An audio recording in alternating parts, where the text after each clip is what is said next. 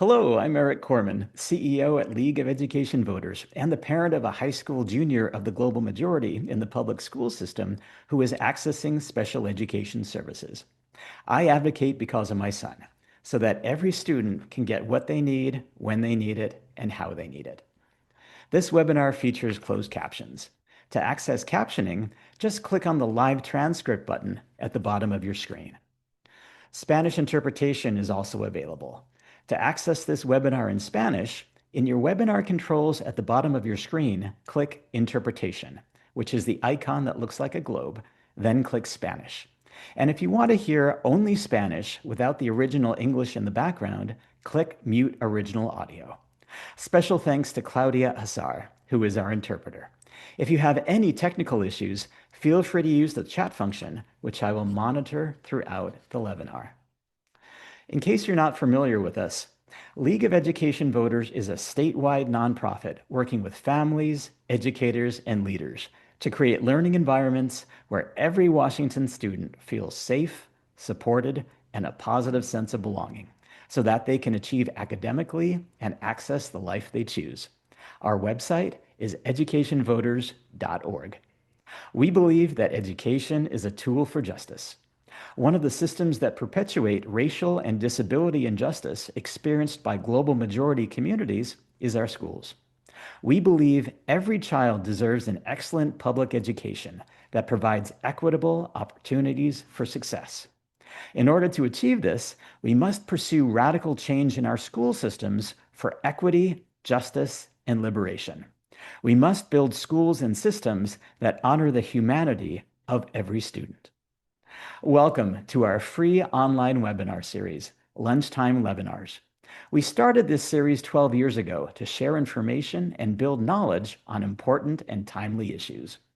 Today's webinar is about Washington Thriving, supporting child, youth, and young adult behavioral health. Washington's young people are facing growing behavioral health needs, and leaders across the state are working together to build a more coordinated, equitable system of support. Washington Thriving is our state's new strategic plan for developing a prenatal to 25 strategic plan for well-being that centers lived experience and outlines a statewide roadmap to improve behavioral health for children, youth, young adults, and their families. Today's webinar features Washington State Representative Lisa Callan, Sarah Rafton, the Policy and Advocacy Director at Behavioral Health Catalyst, and students from across Washington State. Together, they will discuss the challenges that young people face, key elements of the Washington Thriving Plan, and House Bill 2429, which would help implement the plan by establishing statewide coordination, creating a leadership council, and aligning behavioral health efforts across agencies. And now I'd like to ask our panelists to introduce yourselves, starting with Maya. Maya, feel free to popcorn to whoever you'd like to go next. Hi, my name is Maya Morgan, and I go to Shorewood High School. I'm here today because of my connection to AWSL. And when I saw this opportunity, it really spoke out to me because of the students at my school. And as a member of leadership, we work with this a lot, and it's something that's really important to me. I'll pass it on to Caitlin. Hi everyone, my name is Caitlin. I'm from Monroe High School and I'm here because of my connection to AWSL and student government at my high school. I'm here because I have a very wide friend group of a lot of different kinds of people in my high school, and I want to make sure that I have the best information and that I'm sharing the perspectives of all of those different cultural differences. I'll pass it on to Mason. Hi, I'm Mason Gross. I am a senior at Tudor Lake High School in Southwest Washington. I'm here because of my connections with the Association of Washington Student Leaders and work to be well through the Providence Health Systems. So obviously behavioral health is a huge impact, especially when talking about mental health and leadership. So that's why I'm here today. Okay, and Sarah, yeah, feel free to introduce yourself. Great, thank you all. It's exciting to be here with the students as well. I'm delighted to meet you. My name is Sarah Rafton. I work at Behavioral Health Catalyst, and my role is to help bring Washington Thriving from a strategic plan into policy action. And so I wanted to share that with you today, get your feedback, and hopefully engagement in our future. Great. Well, thank you all for being here. To begin today's LEVinar, I would like to acknowledge that we are on the ancestral and unceded traditional lands of the 29 federally recognized and non-federally recognized tribes in Washington state, including the Chehalis, Chinook, Colville, Cowlitz, Duwamish, Ho, Jamestown S'Klallam, Kalispel, Lower Elwha Clallam, Lummi, Makah, Muckleshoot, Nisqually, Nooksack, Port Gamble S'Klallam, Puyallup, Quileute, Quinault, Samish, Sauk-Suiattle, Shoalwater Bay, Skokomish, Snoqualmie, Spokane, Squaxin Island, Stillaguamish, Suquamish, Swinomish, Tulalip, Confederated Tribes of the Umatilla Indian Reservation, Upper Skagit, and Yakima. We give thanks to elders both past and present, our Native and Indigenous colleagues, and the land itself. A couple of housekeeping items before we begin. You'll notice a Q&A function at the bottom of your screen. This is a space for you to submit questions to us. If time permits, we'll have about 10 minutes for questions after the panel discussion wraps up. As always, feel free to send any feedback about the webinar quality to us on the chat function or at info@educationvoters.org. And speaking of the chat function, you're welcome to use it to check in and comment on anything you hear. Welcome, Maya, Caitlin, Mason, and Sarah. We'll go ahead and give a presentation on what Washington Thriving is, and then we'll open it up to discussion. And hopefully Representative Callan will be joining us right around 1 o'clock. She's on the floor right now, so she might be a few minutes late, but she should be able to get here before 1:30. Anyway, Sarah, the floor is yours. Great, thank you so much. I'm going to go ahead and share my screen, and then I will lose access to seeing you. So just verbally tell me something if you have a question. I won't be able to see hands or if you're talking. So just verbally let me know so that I can engage with you. Yeah, and Maya, Caitlin, and Mason, feel free to jump in anytime if you have any feedback or questions.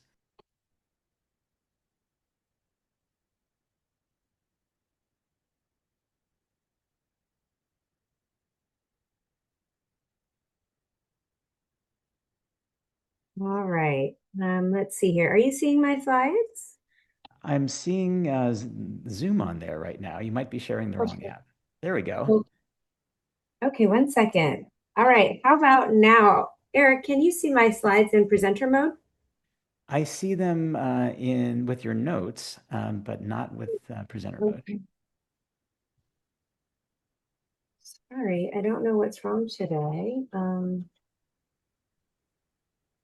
Yep, it could be just to select the particular app instead of sharing the entire screen. So it could be that. That was a good tip. How about now? Perfect. Okay, thanks for bearing with me. So I want to give you just a little context about where Washington Thriving came from. In 2016, the legislature established the Children and Youth Behavioral Health Work Group. This group is made of about 40 stakeholders from across our system, including young people, parents, legislators, state agencies, advocates, and providers. And the mission of this group is to identify both barriers and opportunities for accessing behavioral health care for children, youth, and families. This group has a lot of credibility and has the legislature's ear, so it's a great launching place for Washington Thriving. In 2022, the legislature directed this group to adopt a strategic plan for prenatal to 25 behavioral health, which is what we call Washington Thriving. In the past 3 years, a lot of engagement has happened with children, youth, young adults, families, state agencies, providers from all over the state. In this process, about 300 people were engaged. And not surprising probably to many of you, there is commonality across people and across regions of our state in our behavioral health system not meeting the needs of children, youth, young adults, and families today, including many of these issues with which you may be familiar.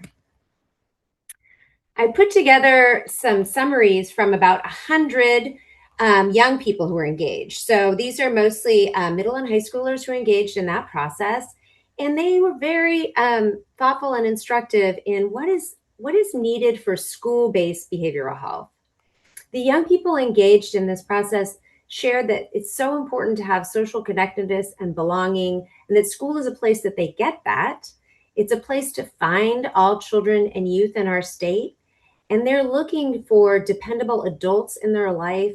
They're hoping that the staff and teachers could be more trauma informed in their schools, and that they could use school as a place to access services. The services may not need to be at that school, but that the people in their building know how to connect them with what they need, that they can identify their needs and connect them in a timely fashion.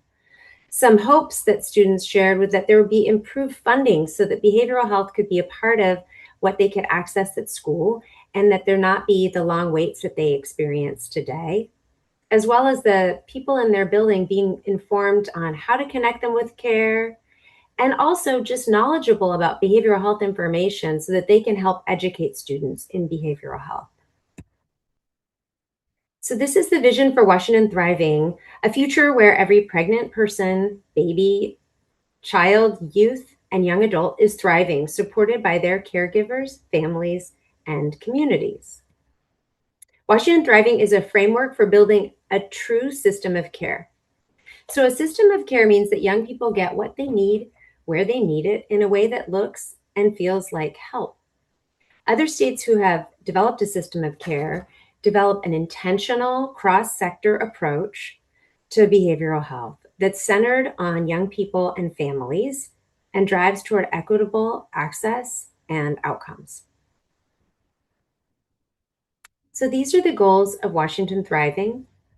The key pillars of a system of care include people and relationships, services and supports, and system infrastructure. For people and relationships, the goals are to serve all Washingtonians equitably and to focus on what really matters to youth, families, and the workforce. In the services and support areas, our goal is to expand upstream to build wellness, foundations for prevention, and early supports. In terms of system infrastructure, which is really our starting place, our goals are to help young people and families find and receive and strengthen infrastructures for connected, coordinated, collaborative, informed system that is adapting on a continuous basis so that we're monitoring how we're doing and making changes to better meet children, youth, and families' needs. There's a lot on this slide, but what I wanted to share with you here is the increased focus on early identification, prevention, health education, promotion, stabilization, recovery, and wellness. In the work that was done to engage youth leading up to this point, a lot of these areas were a real focus that youth want to see moving into education, promotion, and prevention. So what will be different and why are we doing this?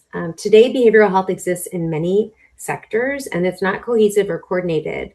And people's lives don't exist in those silos. So under Washington Thriving, we aim to build bridges across agencies and sectors so that care is more cohesive and effective and that we're better meeting children, youth, and families' needs.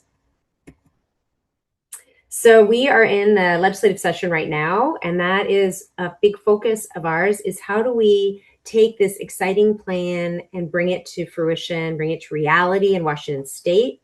The first most important step is building the infrastructure we need, which is on the left-hand side of the slide with House Bill 2429. And in the service continuum, there are a few areas that we are focused on, including better supporting families in the perinatal space, K-12 student behavioral health. We have an exciting bill we can support in that space, House Bill 1634. And then in the area of crisis stabilization and complex needs, the state has made some good headway in this space, and we just don't want to lose any ground on that. So I'll talk with you a little bit more about items 1, 2, and 3 today. One thing I want to share with you about item 2 that may speak to some of you, in work done leading up to this plan, we evaluated all the data that exists for children, youth behavioral health in our state today. And it was clear that one of the biggest gaps is helping families of the very youngest children in the first years of life. So that's a very intentional focus of our plan. I think that there's some early education people on the call today, and I wanted to call that out to you, that better supporting families in the first year of life is a very intentional and first goal of the plan. So House Bill 2429 establishes the infrastructure for Washington Thriving. So what this would mean is that there be a leadership council in the governor's office that focuses on how to actually build a system of care like this, a system of care that better meets children and families' needs, is intentional, cross-sector, and helps people get access, no matter how they try to enter the system, that they get the care they need. One of the first steps of building the infrastructure, in addition to a leadership council at the governor's office, is to identify meaningful metrics. How will we know we're successful? And let's pick metrics that we have access to, but that are meaningful to children, youth, and families. One of the other first steps is to identify where is money flowing for behavioral health for children, youth, and families in our state today, map that money, and make decisions about the very best use of what resource we have today. When I close my presentation, I will put some links into the chat to how you can support this bill if you want to. The best way to support this bill will be to contact your representatives and senators at the state level and ask them to vote for House Bill 2429 when it comes to the floor for a vote. I mentioned our first initiatives in the service continuum and that K-12 behavioral health is one of them. These are the overarching goals for K-12 behavioral health in the plan. We know that there are ways to identify students at school who have needs and connect them with care. And we also know that schools may not have the resources they need to do this. House Bill 1634 is one of the first places we could start in this space to create the infrastructure and technical assistance to better support schools, identifying students' needs and connecting them with services when needed. I will also place a link in the chat to how you can support this bill. There's a hearing on it tomorrow morning, and you could sign in pro to support this bill today, or you could even sign up to testify if you want to. So with that, those are my slides, and I am really excited to engage in dialogue with all of you and answer any questions you may have. Great. Well, Maya and Caitlin and Mason, any comments, thoughts, feedback, questions that you've got? Yeah, it was great to see that you're really trying to develop a plan that reinforces young education and behavioral health, especially in schools and communities. Ultimately, that is where behavioral health really starts. That's where you get a lot of those connections, those first connections. So it's really great to see the support that is trying to evolve from that. That's so great to hear, Mason. You're a keen learner and observer, because one of the things that came through in the plan is that behavioral health is not necessarily about being with your mental health counselor or being with your doctor. While that could be what you need, that behavioral health is about time in school, time with your family, time in your community, and that well-being is about that. And that's what's meaningful to youth. So I'm glad that that came through to you, because that is something that the community told us is really important, probably the most important.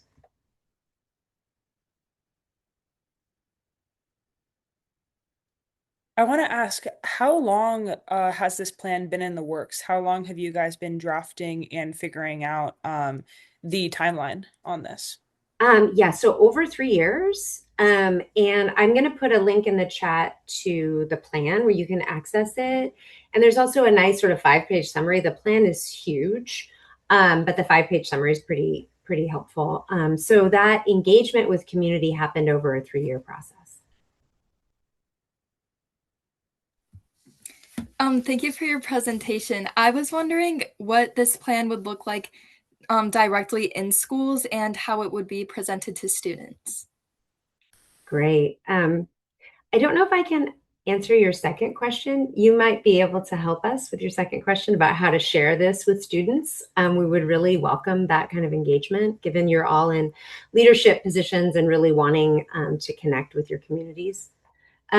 your first question, the vision for the plan, which is pretty ambitious and overarching, is that students' needs would be identified as early as possible in school. That schools would have a responsibility to systematically identify students' behavioral health needs and then help connect them to services. So that's the big vision. When we talk with schools and school districts across the state, that's really variable, their ability to do that. We did hear some input from youth that we'll need to really attune to and maybe modify how this is done. Some of the feedback from youth was that it could feel scary to be identified at school, that privacy is a big concern. So I think how that happens at the local level is really important, that students are engaged, that schools and districts engage students in how to do that in a way that matches what students want. So, and just to elaborate a little bit more if it's helpful, Maya, the idea is that there could be behavioral health services right in your school that you could have right inside your school, or that you get behavioral health services in your community from a mental health counselor or community behavioral health center that's outside your school, but that the people inside your school, adults inside your school, know how to get you to that. And that they break down barriers to students getting the services they need. Did that answer your question? Yes, thank you. That sounds great. Great. Yeah, and we have a question from the audience here too. And then Mason, Oh, you can good. go right after that. Good. The audience question is, are there specific universal screeners that would be utilized to identify youth from the youngest point in school and beyond? Yeah. There's a great program here at the University of Washington called the SMART Center. And they can help schools understand sort of best practice and the easiest way to identify. And there are recommended, validated ways to do that. And many schools have done this. You probably know this, Eric, better than I do. Many schools have done this in ways that are feasible and they're able to do. But it is certainly the best to use validated instruments to do that.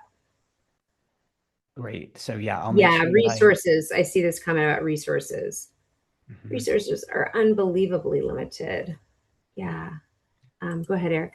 Yeah, I was going to say I'm going to put a link to the Smart Center in the follow-up email, which you should receive in about 24 hours. But yeah, and I see that there is that question in the chat. Is there a plan to address limited resources in rural areas?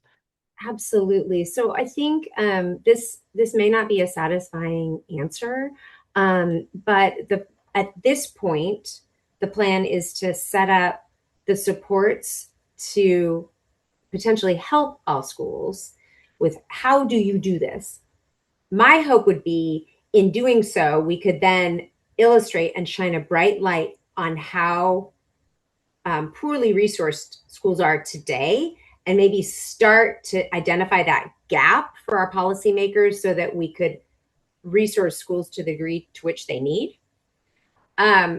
Secondly, one thing that's starting, and I think is going to be potentially a really great way to bring resources into schools, our state Medicaid agency and the Office of the Superintendent of Public Instruction are working together to maximize Medicaid billing so that schools can bring money into their own buildings to identify students and help connect them to care. So the Centers for Medicare and Medicaid Services has changed the regulation over what can be billed within school buildings for Medicaid. And there's a lot of opportunity for us to be bringing more money into schools to support students. So those two agencies are working together to shift how that happens in our state and help as many schools as possible draw down Medicaid funding as well. Yeah, that makes a lot of sense. And Mason, go ahead. Yeah, so as we know, the state's kind of going through some budget stuff. Is there like kind of a plan on how that looks with the thriving plan and how that might look, especially in rural areas, as said in the chat? As somebody from a rural school, we don't have any mental health or behavioral health guidance counselors or any counselors of that kind. So, really looking at that, what does that look like going forward under this plan? Thanks so much. I was reviewing the proposed budgets this morning, the House and Senate budgets, and much of what we've been advocating for today is funded in the House and Senate budget. But I have to really temper that answer. What we've been asking for is really just the start. How can our state agencies devise what should change? We haven't been asking for what Rosie put in the chat and what you're asking now, the amount of resource needed to meet students' needs within the buildings because of the state deficit right now. And so we're going to have to continue to show our policymakers every single year the degree of need and what resource is appropriate to meet students' needs. There's a few ways to do this. You all are pretty sophisticated, so you may know about this, but there's something called the prototypical school funding model. And that's a way to advocate for more funding for schools, which is to have the supportive people on the school team actually funded in the funding model for schools. In addition to that, depends on your community, but there's been a growing number of school-based behavioral health centers, and that's something to advocate for. The existing amount of funding for that in the state budget is in both budgets, which is really exciting to see. But I think it's going to be people like you advocating every single year and letting legislators are very compelled when they hear from young people, and they're very compelled when they hear from people who live in rural areas. So to say, we don't have what we need in our schools today, what can you do about it? And ask the legislature what they can do about it is really important. And this has been a very difficult year. People have not been asking for increased services. So I think that every year it needs to be done. And I would encourage you next year to do that. Yeah, along those lines, Maya and Caitlin and Mason, what are you hearing from your peers in school as to what they'd like to see in terms of behavioral health supports? It tends to be isolating because of the process that it takes to get behavioral health support. So if it was more accessible in terms of possibly more counselors or less paperwork to fill out, or a less obvious way of doing things, such as if you do schedule an appointment, you get a pass sent down to your class and it says, oh, go to this area. People are like, oh, why are you going there? And so if there was a way to make that a cleaner transition and maybe have drop-in times of being able to just show up and be like, hey, I need help, I think that would make it more accessible for a larger amount of students. And people are also worried to take that first step. So if we were able to have people be called down immediately, no matter what, if they wanted it or not, and just do an overview, like a check-in from each person to person, human on human contact, because these surveys that are sent out that people have to fill out, like the panorama surveys and everything, they don't actually guarantee correct answers because of the psychological view of surveys. Similar to what Caitlin said there, I think she really brought out how it's kind of a barrier of access, especially when you get a slip saying, hey, you're going down here. I think having options where you're able to go into a private room in the office and be able to do some sort of telehealth appointment or somewhere along those lines, I think that would definitely bring that barrier down. And then also, like Caitlin said, things like the Healthy Youth Survey that really gives schools those insights about where the students are at. People take those surveys almost jokingly because they're with their friends and they don't input their actual truth because they want to seem cool or they want to seem more correct. I also strongly agree with the direct access in schools because when we're just given phone numbers to contact or programs, it feels like students are like they see it and they don't think that it's something they should do, or sometimes they feel embarrassed. I think if it were a system in schools, they would realize, oh, this is a real thing that's being addressed and they're not the only one. And I think having direct access to that in their school system would be very beneficial for my peers. Great. Well, thank you all for sharing. I really appreciate it. And Representative Callan, I'm so glad you were able to join us. We just heard from students across the state talking about what their peers are telling them in terms of what kinds of behavioral health supports they would like to see. And I'm wondering, before you talk about House Bill 2429, if you could just quickly introduce yourself and share what brings you to this work. Oh, sure. Yeah, thank you. Thank you so much for having me. I'm sorry if I'm a little jumpy here. I don't know why. Um, Yeah, no worries. You just came from the floor. So yeah, and my laptop isn't being friendly at all at the moment. As you know, I'm Lisa Callan, and I represent the 5th Legislative District, which starts in Issaquah and goes to the top of Snoqualmie Pass, and it just runs just north of I-90, so Snoqualmie, North Bend, Preston, Falls City, and then goes all the way down through Enumclaw. So unincorporated Renton, so a lot of the southeast and the east of King County. Um, so we have rural and also urban, in my district.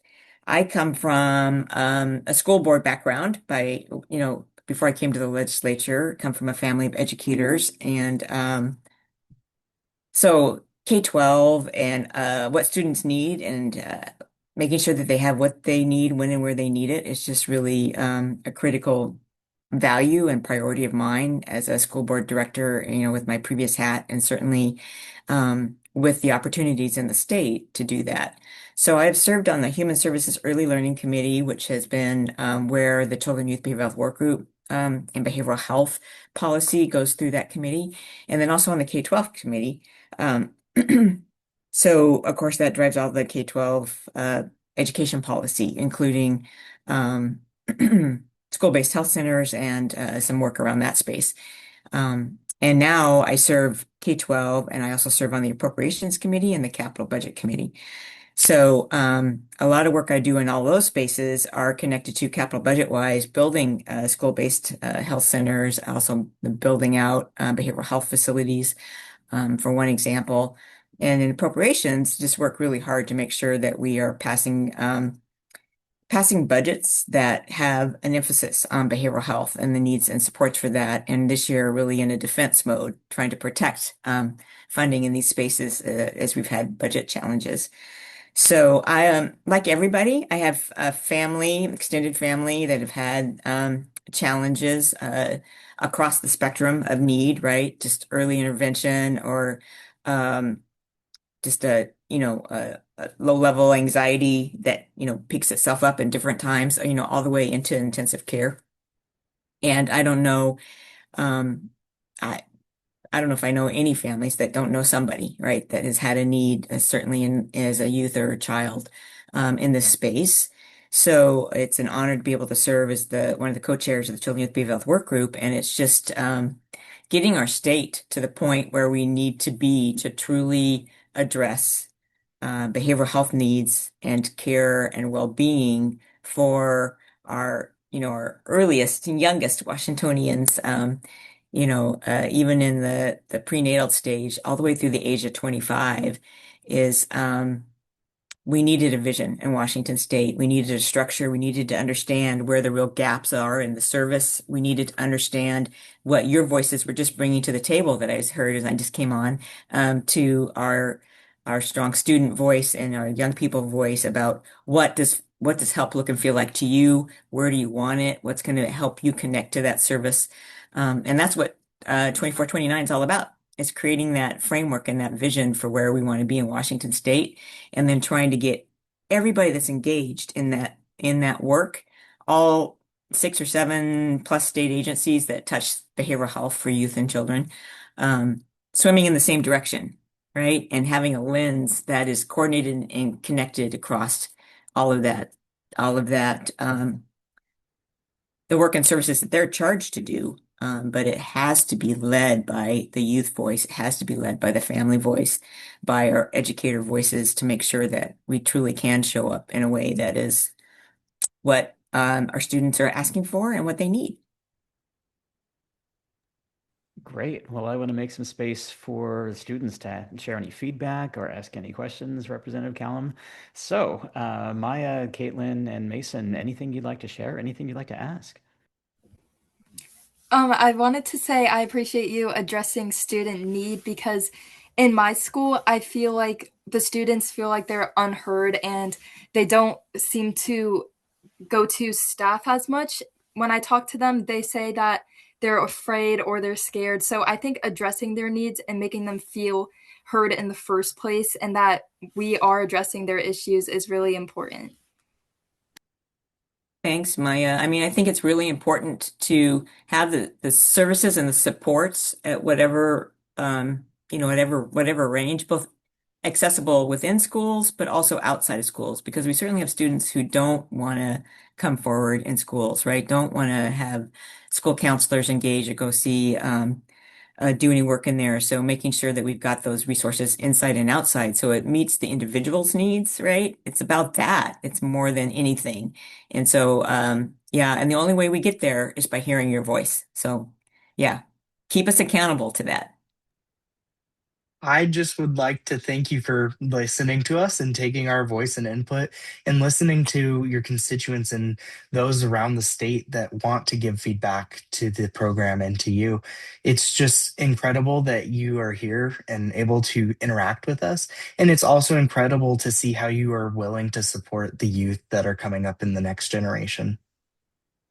Thank you, Mason. And you guys stay engaged and stay connected with us, through the Washington Thriving. I mean, this is a bill that hopefully will codify the framework and where we want to go, but the real work just starts, after that, really trying to get everybody to fully appreciate what it's going to take to meet the requests that you're bringing to the table. And we have to push strong accountability, and we need you throughout the whole process. Other states that have done this, sometimes it's taken up to over 10 years for them to make a full transformation. So long after you're out of school, but your voice right now is the key to making sure we get off to a good start. Yeah, Caitlin, do you have any comments or questions you'd like to share? I just want to say that this kind of thing is so amazing to be able to have so many people who can actually make change listening to the students. Because I think one of the biggest issues in schools and the reason why people don't seek help is because they feel like they won't be listened to. So, if we are looking for a way to expand that outreach, obviously starting with the leaders of schools, people in student government, in ASB, in AWSL, things like that is very helpful. But to even possibly branch this kind of work out to people who maybe their names aren't known and their leadership is not heard because they may feel so recognized and may be able to help because they have that separate perspective that's not coming from a leader. Absolutely. And if you guys have any thoughts of how we can strengthen that specific voice, I'm all ears, right? It's very hard. I mean, we were holding these meetings, work group meetings, and we were having these conversations.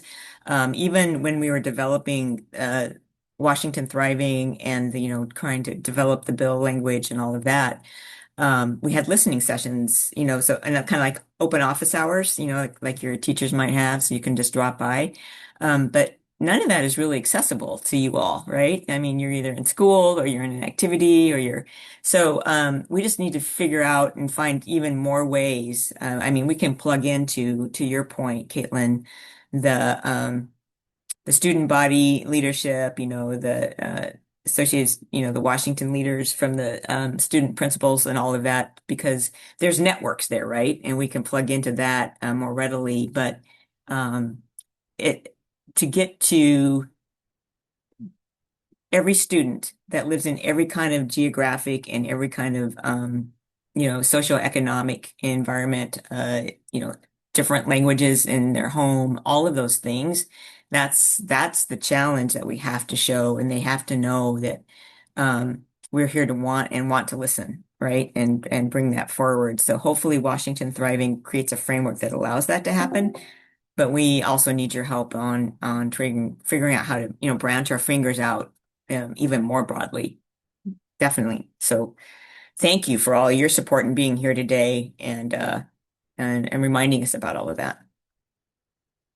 Yeah, speaking of broader support, I do have a question from the audience, which is Mhm. kind of a big picture. Since COVID, it seems evident that limiting in-person learning opportunities has resulted in classroom behavioral challenges for teachers, administrators, and students who feel that their desire for learning is being disregarded.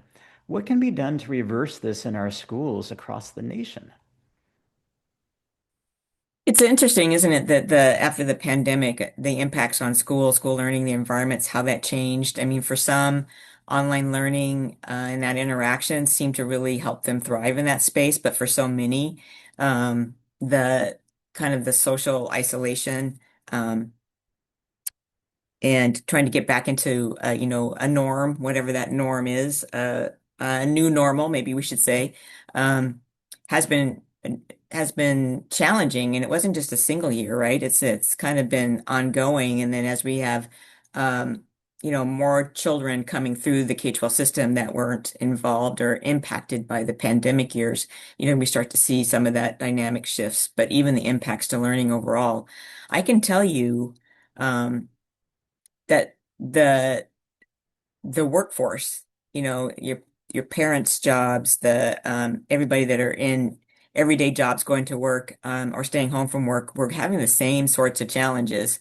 It's really interesting. It'll be a archaeology study. I'm anxious to hear about. Um, and how do we resolve that now? And how do we, try to get to that new normal, whatever that looks like and feels like, is really staying focused on the individual student and giving teachers and educators the tools that they need and the resources within the school to help with that, right? So that means creating safe environment and space and voice for children and our young adults, emerging adults. It means um, as you were asking, I think I heard when I came on, resources within the school. So they're readily available when they're necessary and they're needed. And then recognizing what's at the root of behavior, what's at the root of, and trying to get to that, right? So not recognizing that somebody acting out is just all about wanting to be defiant, but what's underneath all of that, right? And so that takes a lot to ask to try to get at the root at, but they know their students, and we had to listen to what they think they also need on how to support our students in all of those ways. And the ongoing climate, right? The political climate that's out there, the tensions and stresses of the cost of goods, so there's just a lot of burdens that go on outside the classroom that our kids carry with them, even if they don't realize it or know it, they're carrying that into the classroom. And so making sure, we're seeing each child as an individual. Each child has their own ecosystem of what they're bringing. And it's going to take, a student by student approach, and a lot of resources, right? And right now with budget deficits, we're not bringing nearly enough resources to K-12 even before cuts, but we got to make sure that we're driving and building out more and more resources, which is actually one of the bills we're moving this year. It's 1634, I believe, and it talks about how we can strengthen and build out a better training and technical assistance for our educators and our school districts to help meet the needs of children. Yeah, does House Bill 1634 have a dedicated funding stream for it? It doesn't. No, actually, we're using resources that are already in play. So we're trying to get the bill passed, which means it can't cost any money because we're in a budget deficit, right? But we're just leveraging the the current grants that are already coming from the Healthcare Authority to University of Washington to help support in that area, and partners that we have in children and youth behavioral health in the K-12 system, as well as then connecting in with OSPI and the ESDs, the Education Service Districts, and they're charged in the bill to also coordinate with families, parents, and of course school districts to try to connect in and try to drive what would be the best toolbox to really have and access, whether it's people resources, whether it's just a list of best practices or helping to build out a network within community. All of these things, we want to just try to make it much more readily available for school districts to get the help they need. Great. And in the chat, we have links to both 2429 and House Bill 1634. So you can learn more about them. And if you want to support them, there are links to do that as well, whether you want to sign in pro or if you want to give testimony, either written or verbal testimony. And I have a comment in the chat here which says that it's challenging for schools to do more without the financial resources. It Representative. absolutely is. I mean, there's no doubt about it. I mean, we are, and I speak for myself. I can't speak for the whole legislature, right? I can speak for myself. We are significantly as a state underfunding our schools.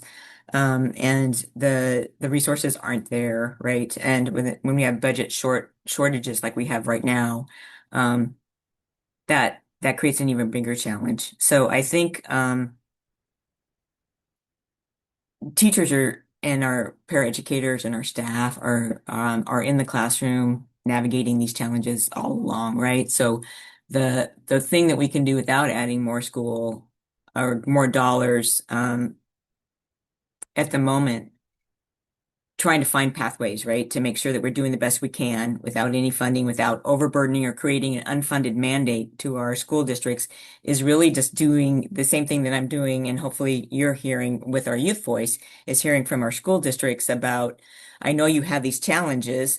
Here's what your community looks like. Here's the resources in your community. You may not have a single behavioral health counselor in your district or in community or, within 2 hours of your school district. So when we understand what that looks like and means, and you're trying to navigate and understand what you're trying to do to meet your students' needs, um, let's hopefully we have a team that can come in and wrap around you and help you figure that out with the existing resources that you have.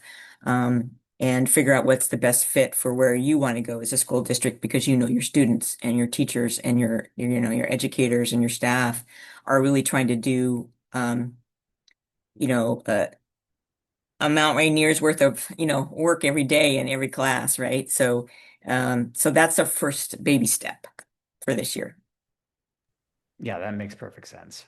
Now, Yeah. here's a question from the audience, which is the use of outpatient therapy agencies and developing more MOUs with rural or other districts a way to mitigate the lack of a funding stream? Certainly, yeah. I mean, I think we need to build out a lot more uh, outpatient services, so community-based services for sure.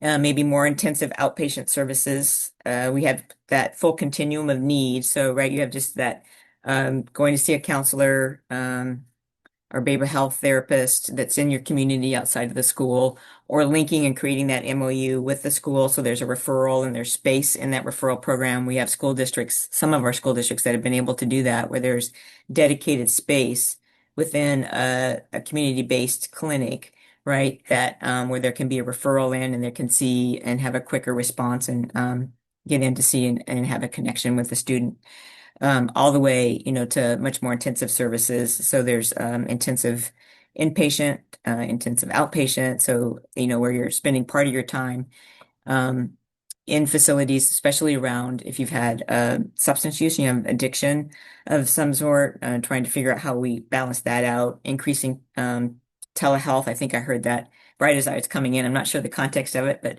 trying to drive all of that. Yeah, absolutely. I think that's exactly the technical assistance. I think that districts, they're trying to make sure every kid gets on every bus and gets home every day and is fed and is, on top of trying to meet the needs. So when we can hopefully build out a technical assistance framework that allows some resource to help them help have somebody really go out and find out who's in community, right? And how can you build out those MOUs, and what does an MOU even look like and feel like, and right, what works for your district and what doesn't. Yeah, that's the kind of help hopefully we can do. And I think you're right on. Great, great.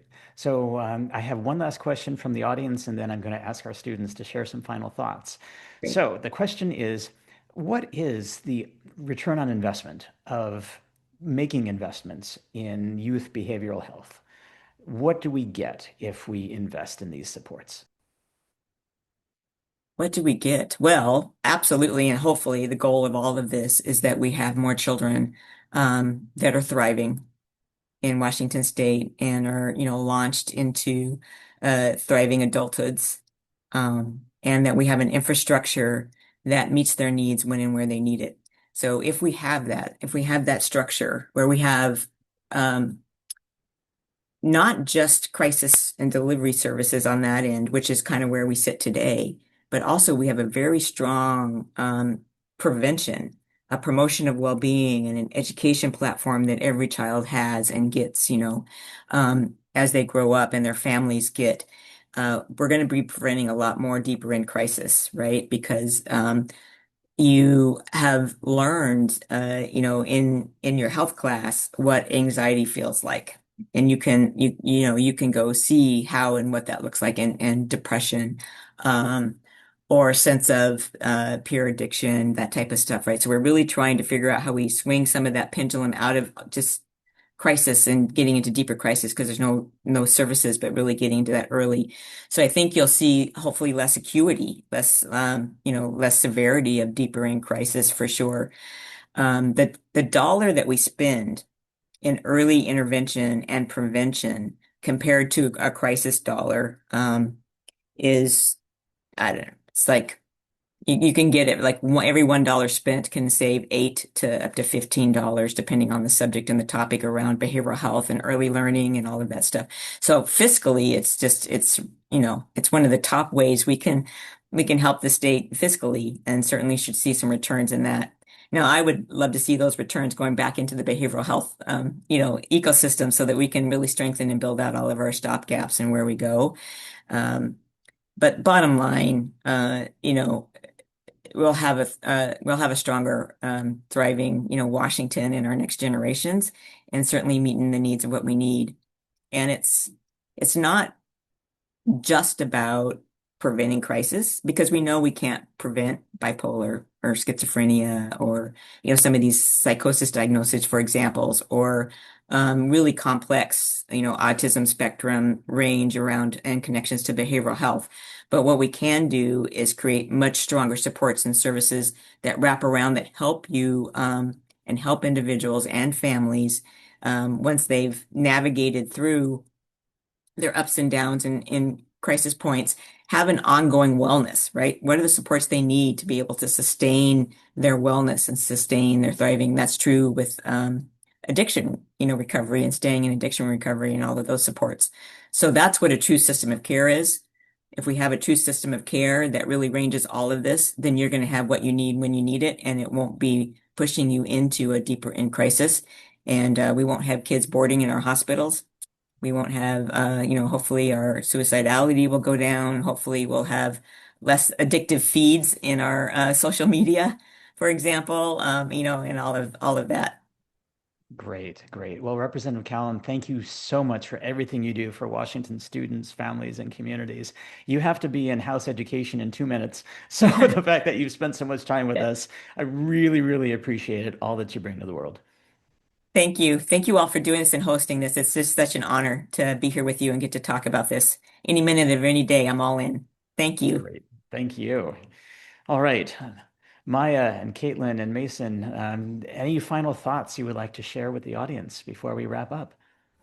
Yes, I wanted to share that I see this as a really great thing because instead of reacting to behavioral health issues and seeing it as an issue, we would be shifting to being proactive.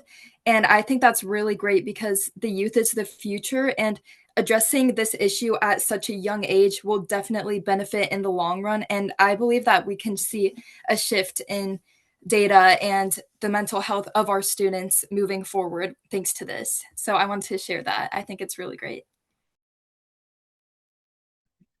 I just wanted to kind of build off of that a little bit and say I'm so excited to see this be put into especially elementary education, because we're seeing, especially after the COVID-19 pandemic and the lockdown, that a lot of elementary schools are kind of struggling to keep behavior together. And a lot of that does stem from home life. So if we're able to support from the school and from the home, we can build a better future for the time when they go into middle school and high school and college and beyond in the career. Yeah, definitely. As somebody who has a behavioral disorder, I believe this plan is just amazing to see go into effect, especially for young students going into the education system, and especially as especially as a student who has a parent that is an educator, it's a full circle moment, and it's just amazing to see this happening. Great, great. Well, thank you, Maya. Thank you, Caitlin. Thank you, Mason. Thank you, Sarah. And thank you, Representative Callan. And thanks to all of you for participating and submitting questions. Our next webinar will likely focus on facts and myths about the millionaire's tax. And in April, we will host a webinar on an upcoming report by the Learning Policy Institute that spotlights Washington State's supports for students experiencing homelessness. For both webinars, we're working to finalize the date and the panel, and we'll share registration information on our website and social media channels. On our website, just go to educationvoters.org, then events, and then lunchtime webinars. Spanish interpretation and English closed captioning will be available. Thank you to each of you for joining us today.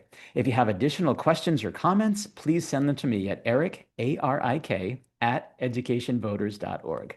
A recording of today's presentation will be available on our website and will be sent to you in the follow-up email to today's webinar, which you should receive in about 24 hours.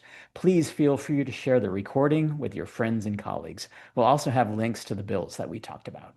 If you'd like to learn more about League of Education Voters or support our work, please visit our website, educationvoters.org. Thank you again for attending. Each one of us has the right to feel safe and valued. Together, we will fight for a world in which true educational and economic equity exists. We look forward to seeing you at future webinars. Maya, Caitlin, Mason, Sarah, and Representative Callan, thank you again for joining us. Thank you for all you do for Washington students, families, educators, and communities. And I hope you have a wonderful rest of your week.